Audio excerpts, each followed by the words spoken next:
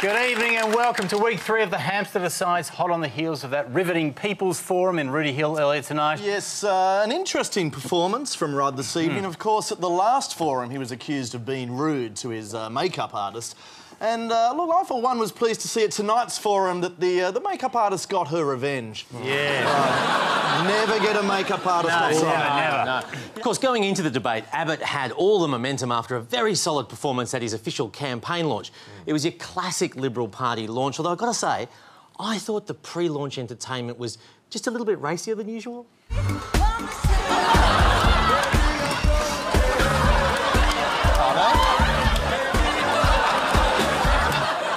I haven't seen how that excited since the Tampa days. But look, the launch was full of great speeches, except Warren Truss, of course.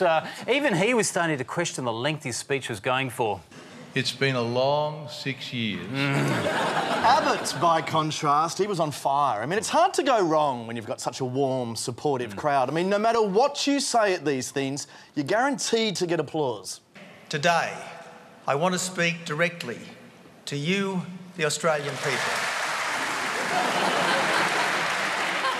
I make this prediction. Even if he only said one word. Well.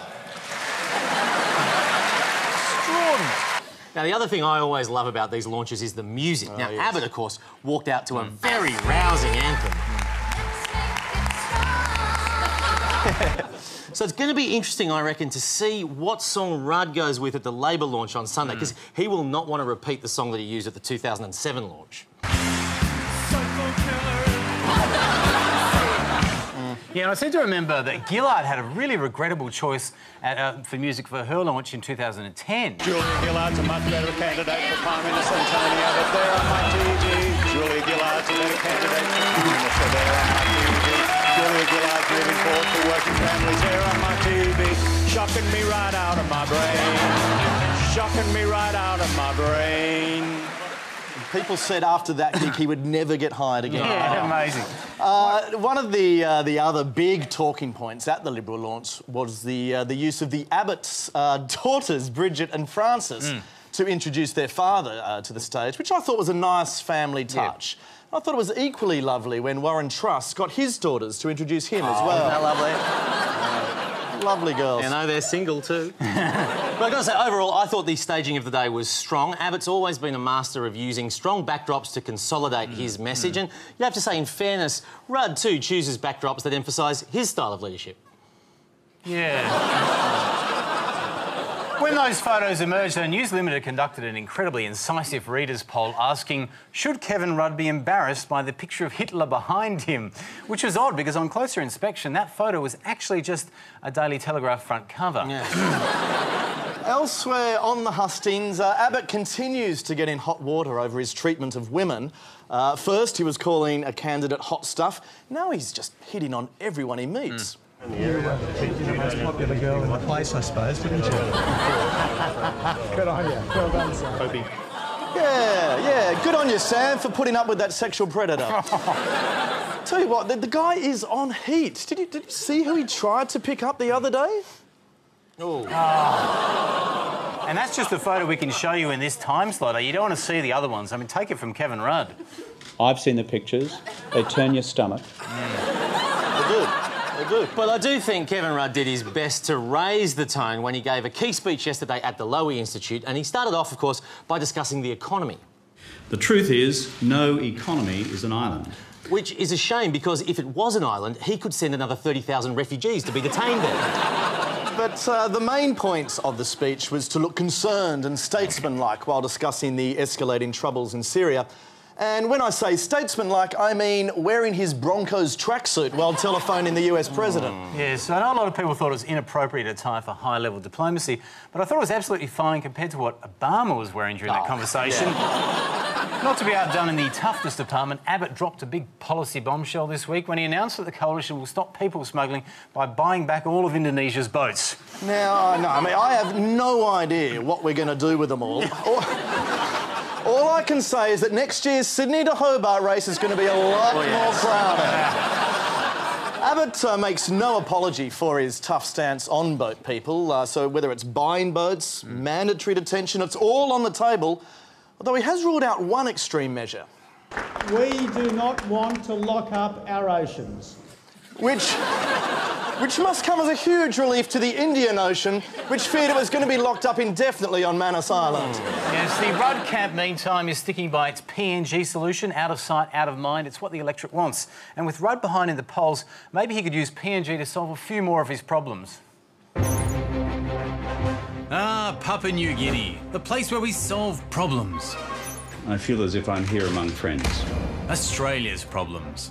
What do you think of Australia sending all our refugees to Papua New Guinea? So why should we take on Australia's problems? Because we're good friends.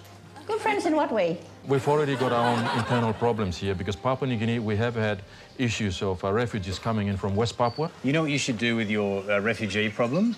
You should find a small Pacific island and promise them some money and ship them over there. People of PNG don't seem to be happy about solving Australia's problems. Lucky they don't get any say in it. Because if Kevin Rudd is going to win, he needs a quick fix for other political problems. Do you think we could have all of our gay marriages done in Papua New Guinea and married gay people could live here? No. What if they have to get our people involved into the gay business? And I'm very worried because the women won't like it.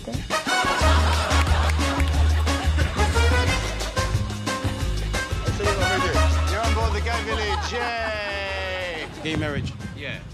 No, I don't think so. That would be so good to send gay marriages in Papua New Guinea. I think you're the very person who's happy. Gay marriages here, what do you reckon? Oh, well, yeah, they're going to be killed in Papua New Guinea. They'll be killed?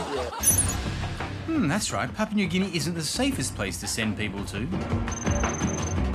The Australian government pays G4S millions of dollars for security on Manus Island. And you can see why. Maybe they could help out. We're just here to turn G4S into the gay district. No one's talked to you about the gay district yet? No.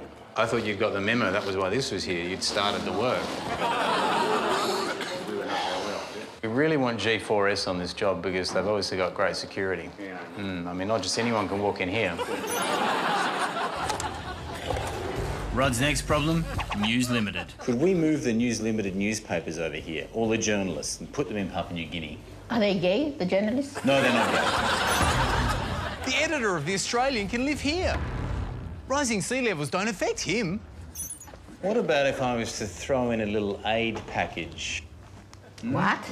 Aussie dollars? So you're not bribable? Oh, no, definitely not. Who got this lady? She's useless. She doesn't take money. Useless? Hey, we can even send our bogans here. But there is one problem that Australia has that is far greater than any other. What about our Ashes cricket team? Can we send them to Papua New Guinea? Because they're a big problem for us as well. Well, are they gay people? No, they're not. Well, why do you want to send them to PNG? What sort of embarrassment do they cause? They keep losing to the British. Well, if they can come and train our boys to become good cricketers... They can't train them to become good cricketers. Jesus, fucking hopeless. Can we send our cricket team over here? They're rubbish.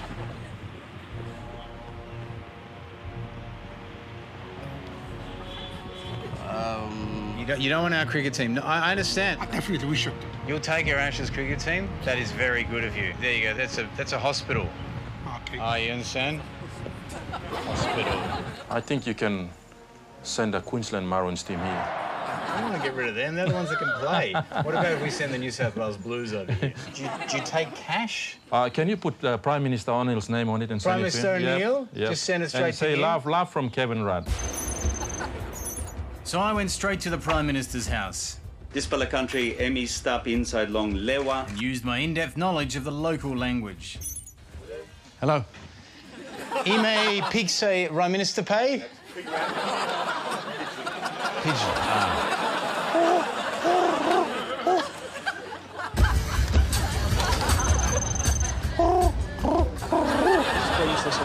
Prime Minister's office? Is the Prime Minister here for me? No, he's not there. Oh. Language of Australia. No, he still doesn't. We are willing to help in any regional issues in Papua New Guinea. Of course, we have to play our part, but we can't break our constitution. Really? What do we have to pay to change your constitution? 450 million Australian dollars. Again. This is really adding up. Yes. Ah! Sorry, Kevin, I tried.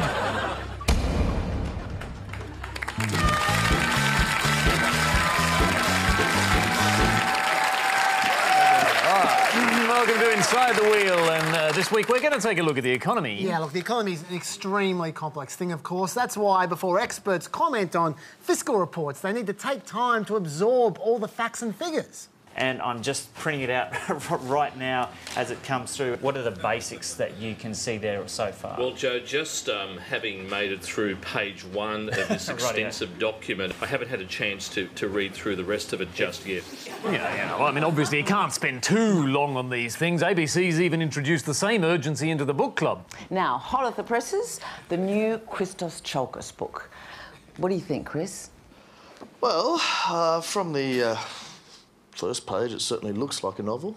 Okay, now, there are a lot of disputes about the state of the economy. Now, there's the Liberal Party's view. We are in an economic crisis at the moment. And then there's the Liberal Party's view. We didn't say the economy is in crisis. No, but crisis is pretty much the only word hockey didn't use. Penny Wong has been the worst finance minister Australia has ever had. Kim Carr is the worst industry minister Australia has ever had. Timmer-Matic is the worst judge Australia's Got Talent has ever had. It's got to the point where hockey's own driver can't stand listening to him anymore. Oh, it's more Kevin Rudd fluff. Come on. I mean, he's just going to make this up just before an election. Are we really as bad off as hockey would suggest? As recently as May, Ross Greenwood was saying this. These economic conditions haven't been this good for almost 30 years. Then again, Ross Greenwood was also saying this. What's that? So you might want a second opinion. Well, good or bad, the one thing that everyone agrees on is that a strong economy needs lots of pillars. We also want to see a 5-pillar economy. We're going to base this on 3 pillars, Okay. on 7 strong pillars, further regional pillars. Although the precise number of pillars required is a source of confusion. Our 4-pillar plan for the economy. I thought you had a 5-pillar plan. It's a 5-pillar economy. Oh, hang on, it's a 5-pillar economy and a 4-point plan. Yeah, that's right. Lots of pillars are involved. That's the lesson, and that's why Greece is doing so well. Yeah. That's where the agreement ends and the coalition's critique begins, because fairly and squarely they're focusing on the budget. Yes, I mean, I think the budget is fine. Yeah, it's fine for you, Hanson. You clearly don't read Liberal press releases, though, because they reveal the true budget victims. Labour's budgeting chaos abandons Antarctica.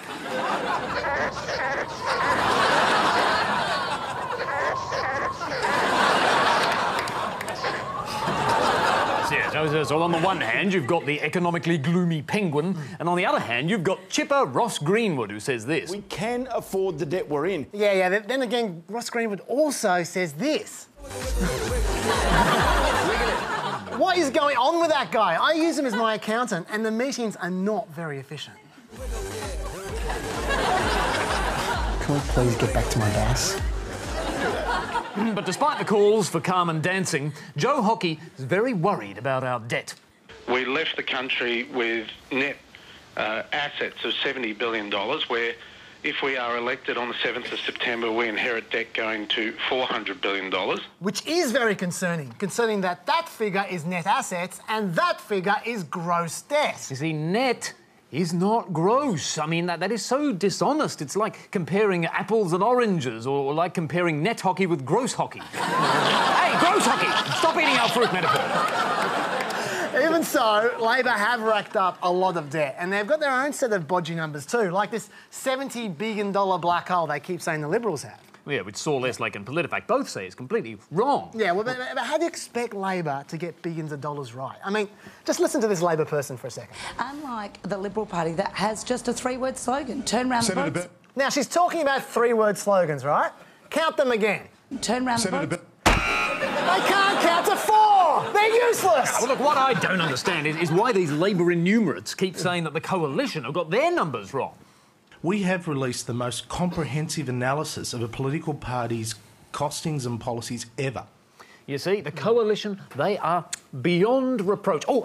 Sorry. That clip was from 2010 when the coalition turned out to be $11 billion off and the two accountants they used got fined for breaching professional standards. But apart from that, their costings were very comprehensive. They were very good apart from that. Well, at least they were better than my accountant.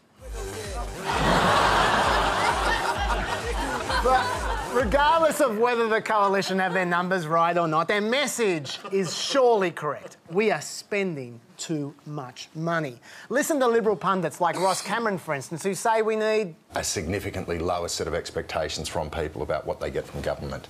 Yes, people expect less spending from government. Now, that is why all of Ross Cameron's policy proposals are so frugal, like building a second Sydney Harbour Bridge.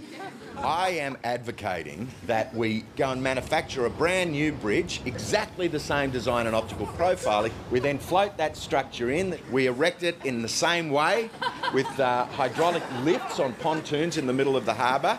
Having done that, we disassemble that bridge. We then take the son of Sydney Harbour Bridge and slide it across on permanent foundation bearings and just click it into the original alignment. Hello, loony bin. Wow, what savings, Andrew! Oh, it's not just a second harbour bridge that'll save us money, Chaz. No, there are other thrifty ideas floating around from Liberal pollies too. We have seen unprecedented waste and reckless spending. In fact, one thing we probably should look at if we're in government is have a museum of Labor government waste. See, that is what we need to build. A giant museum of Labor government waste. That will remind people not to waste money. Yes, Ross Cameron wants to build a second one right next to it. Well, I'm not sure Tony Abbott's on board with either of those proposals. He's a bit keener on making cuts. But don't worry, he'll be gentle. We're not going to chloroform the economy. That's extremely reassuring. It's a great choice of words, I think, to put people at ease. Hi. I'm not going to chloroform you. Oh, that's so sweet. Works every time, works like a charm, you know. And that Abbott obviously thought he was onto a winner with this whole creepy chloroform thing. A chloroformed economy, you only have to look at some countries overseas to see what happens when you chloroform the economy.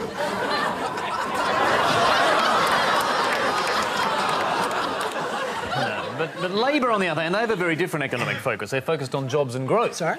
Jobs and growth. What? Jobs and growth. Yeah, OK. Well, look, if Labor's worried about jobs, they don't need to waste billions on creating them. There's already enough jobs for everyone. It's just that Tony Abbott keeps taking them all. No, let that man be Prime Minister, for God's sake, and then he can stop moonlighting as a barista/scientist/car maker/shearer/fishmonger/carpenter/bricklayer/shelf stacker/carrot bagger/onion inspector. That's a lot of jobs. And if that doesn't get the economy back in shape, then there's one easy, cheap solution. Yes, just build a second Australia right next to the current one. On pillars. Thank you. We've got to have the right policies, not the wrong policies. The right spending, not the wrong spending. We've got to have a smart response, not a dumb response. The right way, not the wrong way.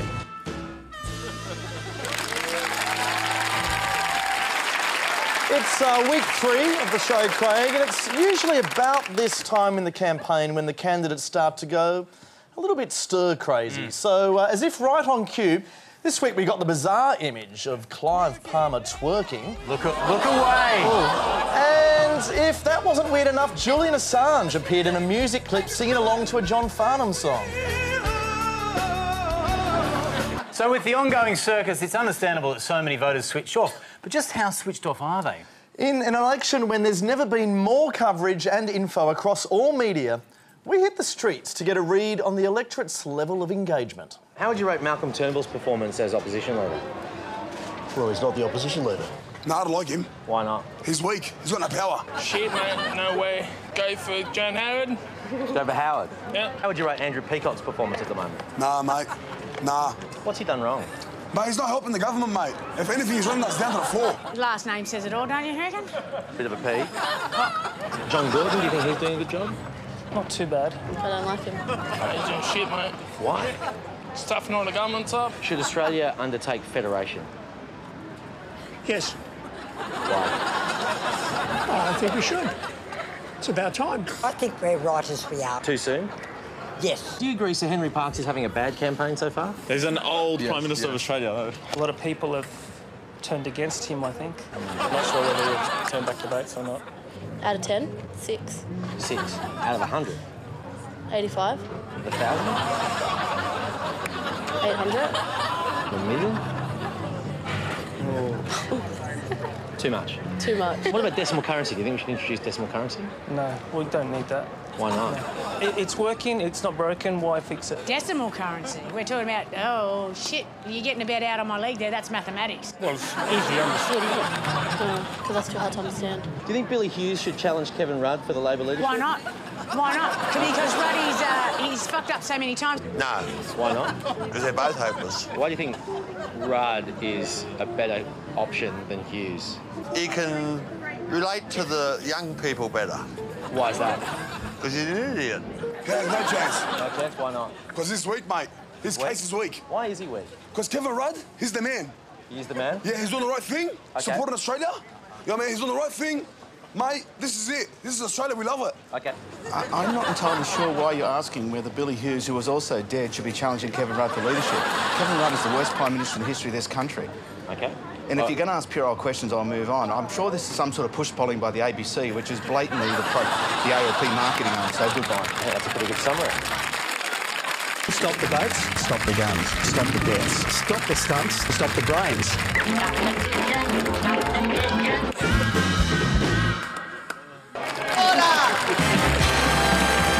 Are there any questions without notice? Please welcome to Question Time, Green Senator Sarah Hanson-Young. Sarah Hanson-Young, a do-good, a greenie. I've never seen a green not wearing a beanie. Sarah Hanson-Young, a do-good, a greenie. Shocking me right out of my brain. Shocking me right out of my brain. See? Sarah Hanson-Young, your question time starts now.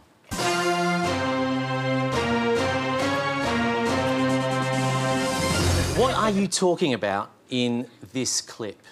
I remember my first time. Excitement, terror. Is it A, the first time you challenged Christine Milne's leadership? Or B, the first time you saw this? That's the man that should be running the country. You know what? The best thing is, this election, you can make sure you don't wake up with regrets. I thought you were going to say Clive Palmer, but I'll give you that one. Okay. All right, complete this sentence. The Greens' credibility on economic policy is blank. Awesome. Bloody awesome. Sorry, the sentence was complete. The Greens' credibility on economic policy is blank. That's my mistake. All right, true or false? This is the launch of the Greens' education policy.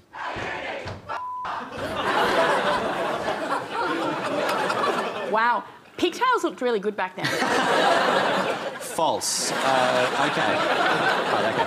Okay, when Kevin Rudd announced the PNG solution, you said this. This seems to be going back to the days of John Howard. It is. It's Back to the Future. Now, in Back to the Future, Marty McFly uses a DeLorean time machine to go back from 1985 to 1955 to invent rock and roll and make his parents fall in love. How is the PNG solution like that?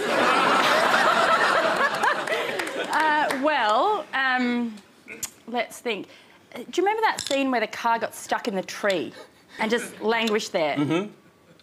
That's an admirable attempt. I would have accepted not at all, really. Not at all, really, OK. OK, the Greens recently announced a $550 million policy on rural mental health. Under that plan, what percentage of those funds will be spent on this man? We'll thrash and mash them. We'll bash and mash them. An awful lot, I'd reckon. And I think you're probably a bit short still. But that's all we have time for. Ladies and gentlemen, Senator Sarah Hanson-Young.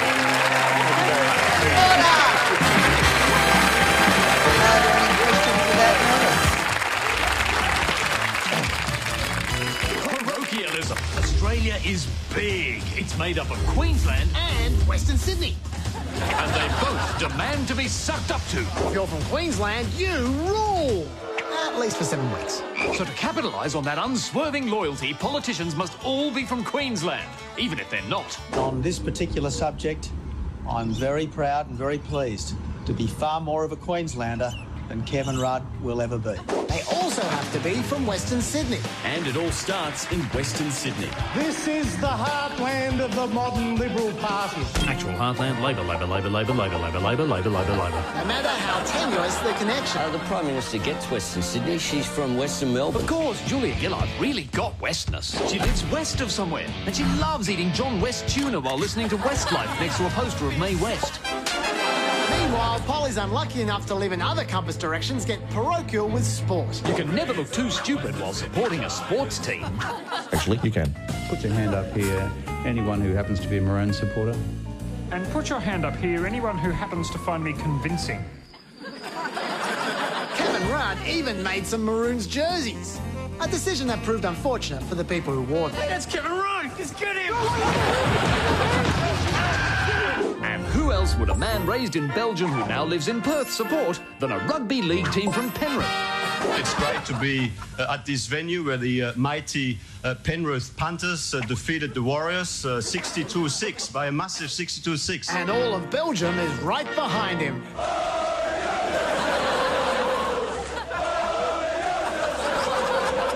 More dedicated politicians drop the sport and go directly to brown nosing. OK, Abbott's going to Mackay. What's good about it? Birthplace of Delvine Delaney. OK. Oh, OK, it's got the second biggest big banana after Coffs Harbour. Getting there. Got it!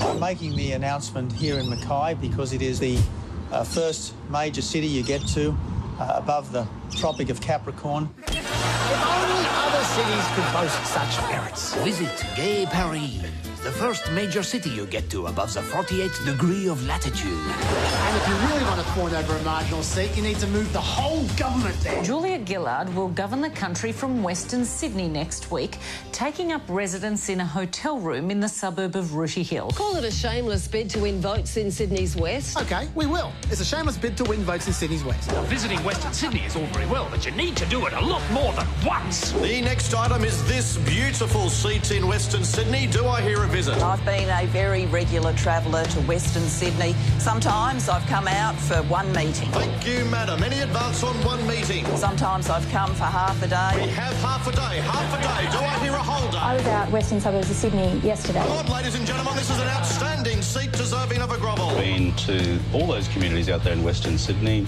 20 plus times. Now the bidding's underway at 20 visits to Western Sydney. Do I hear 21? Tony was out there 40 times. 40 visits. Thank you. An incredible level of condescension. Tony Abbott's been to Western Sydney for 47 days. I think this is my 49th or 50th trip out to Western Sydney. 50 desperate visits. Last bids at 50 visits. He basically lives in Western Sydney. Tony Abbott has moved to Western Sydney. Sold. Western Sydney? Last week he was from Queensland. The only way to win this election is to be from both. Okay, I'm the candidate for Western Sydney and Queensland. Anyway, it's not just Tony Abbott who's had to move to Western Sydney. The media have had to move there as well, with mixed results. There's loud results. This, of course, is a divisive issue on both sides and one that Kevin Rudd himself has personally changed his mind on in recent months. However, that still raises some questions for the coalition as well. Rooney results. Where does the opposition's narrowly avoiding being run over results behind the economy? What are voters telling you about the coalition's policy on asylum seekers, particularly the effort to ramp up capacity on Nauru? So I missed the last bit because of the bus. And no results at all. We've had the same team.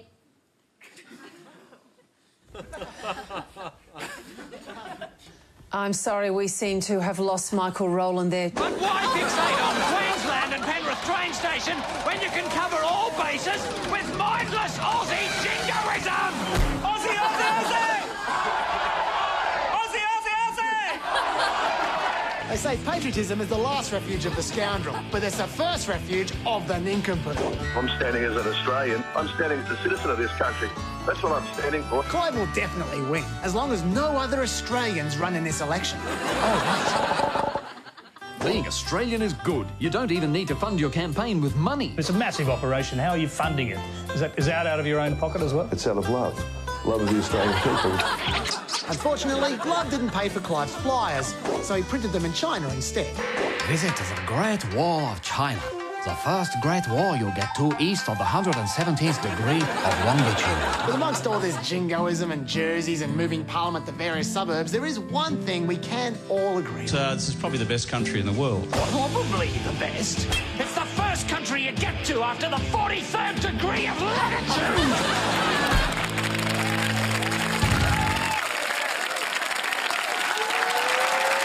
Look, that is just about all we have time for tonight, but to take us out, a bit of a special treat. Emo and the Wipeout's been working all week on a special new song which he'd like to perform for you. Thankfully, we don't have time for it. So good night. Catch you next week.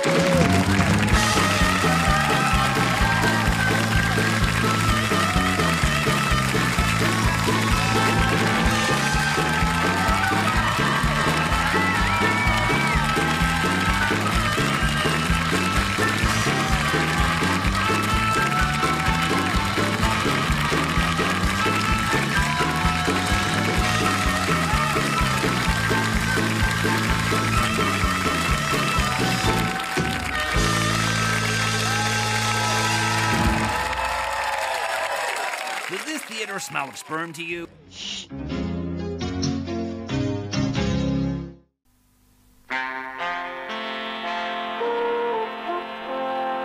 Stop the boats.